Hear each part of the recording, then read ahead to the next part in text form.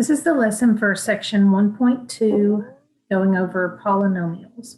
So we're just going to begin by going over some notation and just some common vocabulary that you're going to need throughout. So first of all, starting off with, if I have a series of numbers, the same number multiplied times itself multiple times, recall that we have a shorthand notation for that using exponents. In this example, we have 5 multiplied times itself 3, 4, 5, 6 times. So we can write that as 5 with a 6th exponent. We can evaluate that number to be 15,625. And the way that we would read that would be 5 to the 6th. And you could just say to the 6th, or you can say to the 6th power. Okay, some other notation has to do with our number systems. If you see, it's like a capital N with an extra line. That represents the natural numbers. That's a section of the numbers in our real number system. Natural numbers are numbers starting with 1 and counting up by whole numbers. They're the numbers you naturally say if you're going to count something. They're also sometimes called the counting numbers. Another notation would be an R with an extra line. That is notation for the real numbers. And that is all numbers that are not imaginary. Okay, and then we also have a symbol that looks sort of like a curved capital E. That's the Greek letter epsilon. And that means that something is an element of a group. So as an example, if I write C epsilon capital R, that means C is a real number.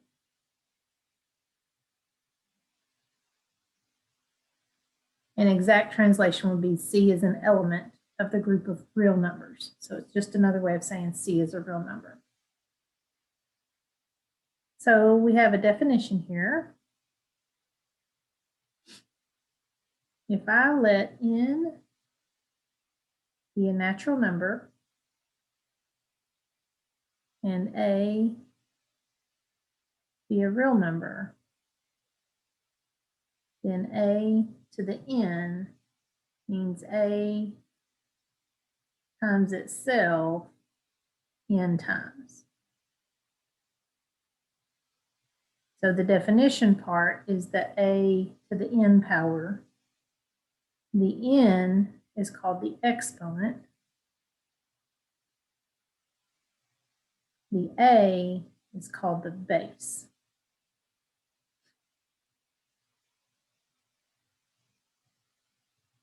Our first working example here. Part A of our example 1. If I have 3 over 2 to the 4th power, by definition, that means 3 over 2 times itself 4 times. Using the rules of multiplication of fractions, you could also write that as 3 to the 4th over 2 to the 4th, which could simplify to be 81 over 16. Okay, part B of this example, if I have 7 times 2 to the 3rd times 3 squared, or 3 to the 2nd, that means 7 times 2 times itself 3 times 3 times itself twice. So that's 7 times 8 times 9. And you can multiply those in any order that you choose and get 504. And then part C of this example, 6 to the 2nd times 6 to the 3rd. This is going to lead us into some rules that we'll follow. This means 6 times itself twice times 6 times itself 3 times. Or you can see that that really means 6 times itself 5 times, which is 7,776. But the actual good information here is looking at this pattern.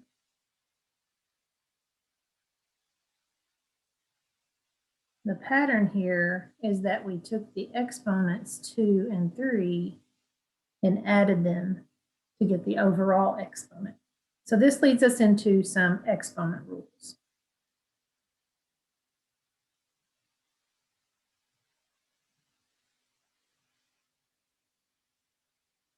First, we have the rule of multiplication.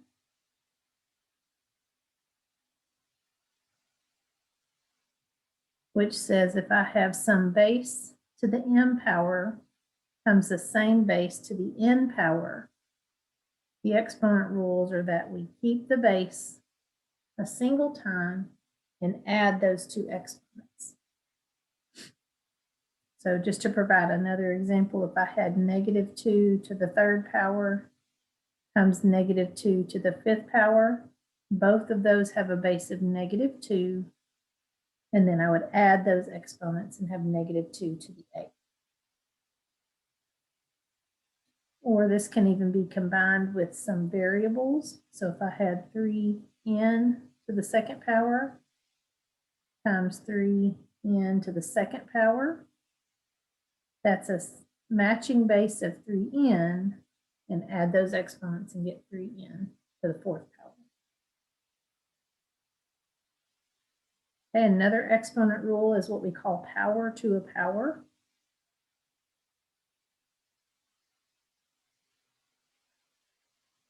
You have a base raised to a power, and then in parentheses raised to a secondary power. That rule is that you multiply those two exponents together. So to give a numerical example, if I have x squared to the 4th power, that would be x to the 8th power. Or let's say I had something like 3x to the 3rd power to the 3rd power. The 3 would be raised to the 3rd power.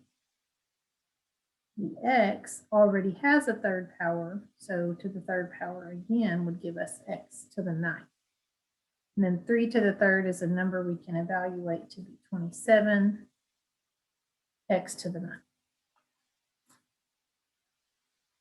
And then the third exponent rule I want to go over is called the 0 exponent.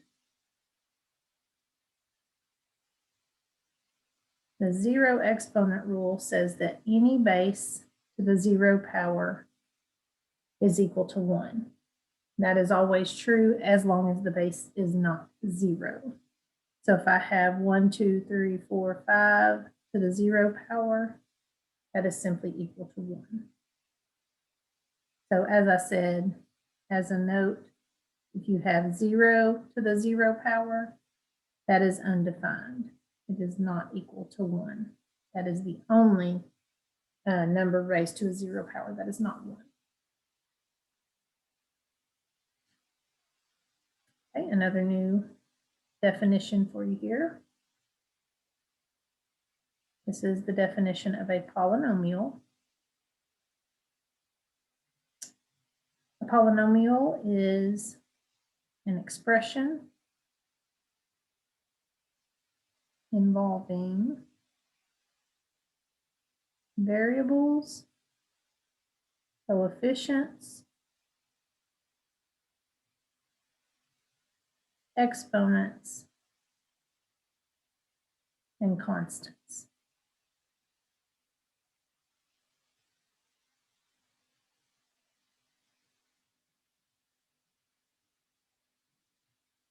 So let's go by example and talk about what each of those words mean. So for my example number 2, part A, I'm going to use the polynomial 5x to the 3rd plus 2x squared minus 3x plus 4. And we're going to identify each of the things we mentioned that the expression is made of. So first of all, variable. The variable is the letter that is used in your polynomial. So in this case, we just have the variable x. And then the coefficients. The coefficients are 5, 2, -3, and 4. So you can see by looking at the polynomial, these are the numbers that are with the variables, but in front. And also the number on the end with no variable. That is also called a constant. 4 is our only constant in this case. So that is the one coefficient that doesn't have a variable. And then the exponents in this case are 3, 2, and 1. The numbers that are in the exponent position on the variables. Okay, so part B of our example here, if I have a new polynomial, 7x to the third plus 2x minus 4. Again, our variable is x. Our coefficients are 7, 0, 2, and -4. So let's talk about where that 0 comes from. Notice our polynomial starts with an x to the third, and there is no x to the second. So we consider that a missing term because it has a coefficient of 0. So that does get included in the list. And then 2 and -4. Constants. The only constant again that we have is that one on the end, -4. And then exponents. We have 3 and 1. You can say 2 is one of your exponents if you choose. Since we listed 0 as the coefficient in that missing term, in that missing term, the exponent would have been 2. Okay. Move this word problem out of the way. We'll get to that in a little bit. Okay. So one more note before we move on to our next item. The largest exponent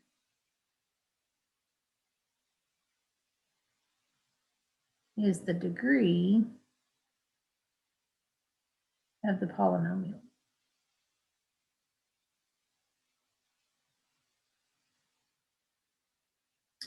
Both examples above are degree 3. So if you're ever asked to identify the degree of the polynomial, you just look for the largest exponent that is there. Okay, so we're going to briefly go over some polynomial rules.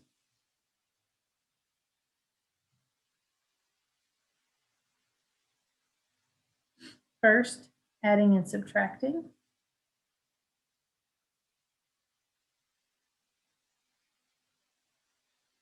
When you add or subtract polynomials, you do this by collecting like terms.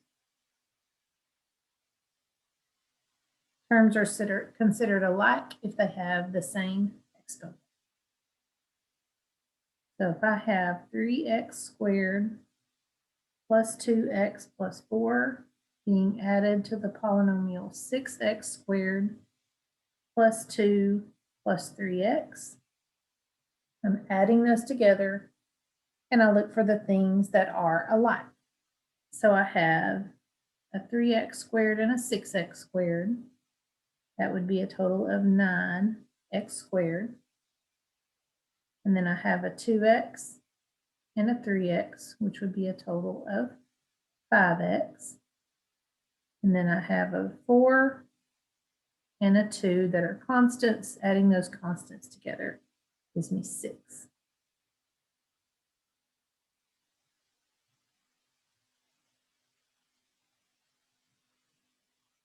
Okay, And now subtracting, if I have 3x to the third plus 2x to plus 4 minus 6x squared plus 2 plus 3x. When you are subtracting polynomials, you have this subtraction sign in front of this entire second polynomial. It's best to start by distributing that subtraction. So the first polynomial, I'm just going to write outside of the parentheses. And then the second polynomial, I'm going to distribute this subtraction through. So I would have minus 6x squared, minus 2, and minus 3x. So now when I go through and combine my terms, these terms are all negative terms. So I start with the x cubed. There is not another x cubed, so it stays 3x cubed. And then we want to decrease in power by 1. So the next thing I'm looking for is x squared. This is my only one, so I'd have minus 6x squared. And then I want x to the first. I have a 2 minus 3. That'd be a total of negative 1x. And then the constants, 4 and minus 2. 4 minus 2 is positive 2.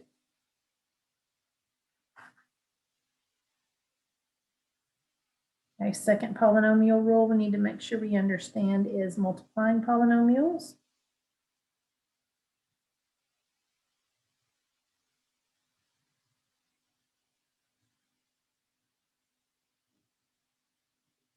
To do this, we use the distributive property.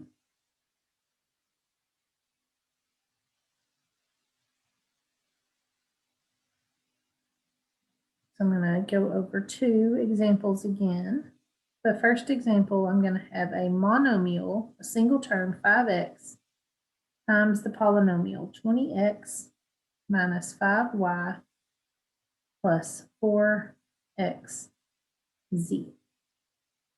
So this term that is out front gets distributed to each term, and the terms are separated by addition and subtraction. So first, 5x times 20x would be 100x squared. And then 5x times negative 5y would be negative 25xy. And then 5x times 4xz would be positive 20x squared z.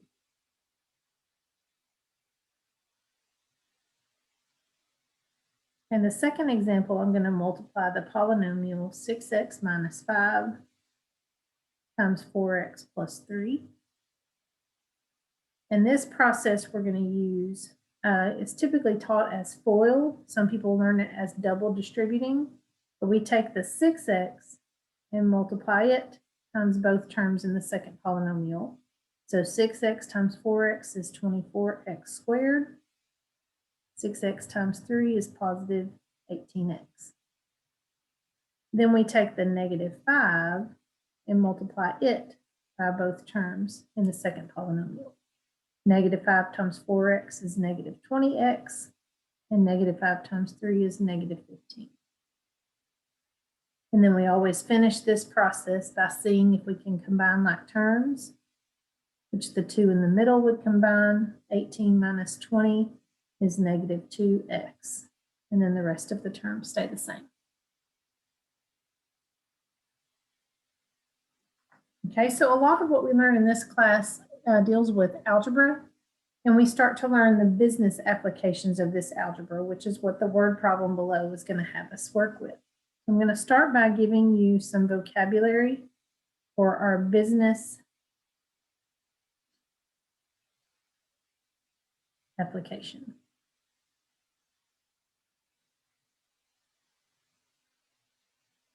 First of all, we need to know about revenue. Revenue is always calculated as the price of an item times the number sold. Think of revenue as money that is flowing into the business. And then cost is money flowing out of the business.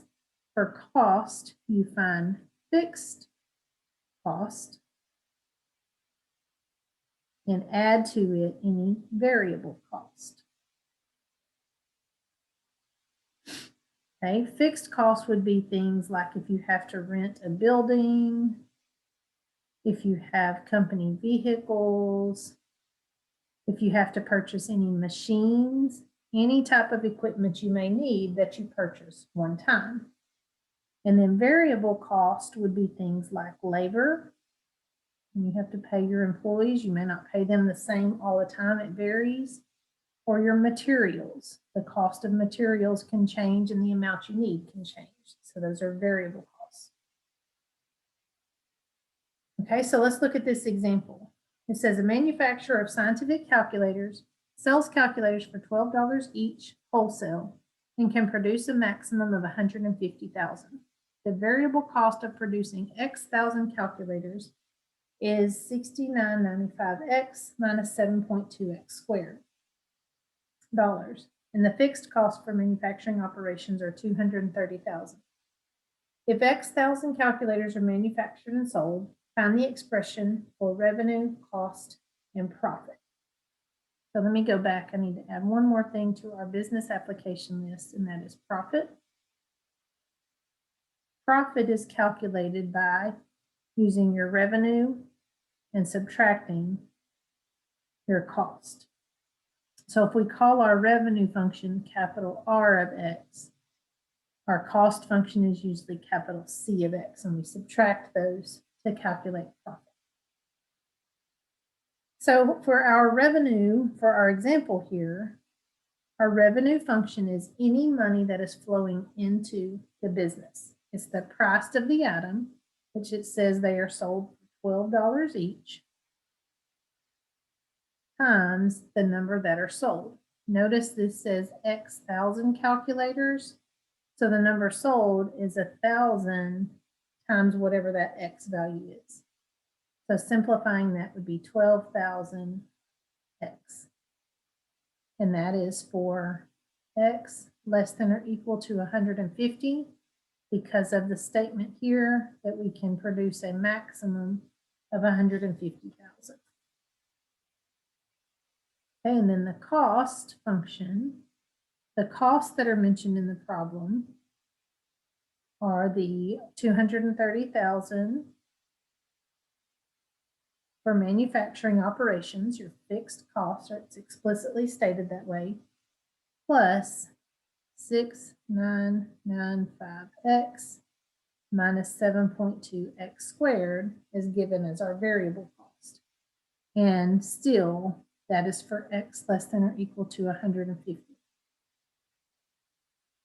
So to come up with our profit function, P of X, we need to do our revenue function minus our cost function.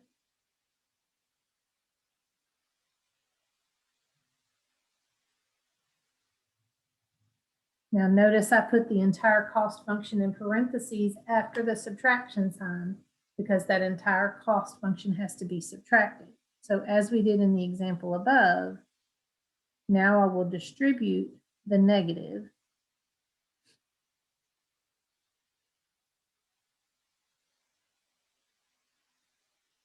and combine like terms and put it in standard form. So standard form starts with the highest exponent, so 7.2x squared was the only x squared, and minus 6995x is the only x. Sorry, no, it's not. Putting it in order, and then plus 12,000x minus 230,000. Now combining these like terms in the middle. Negative 6995 plus 12,000. I have 7.2x squared plus 5,005x minus 230,000. That would be our profit function for X remaining less than or equal to 150.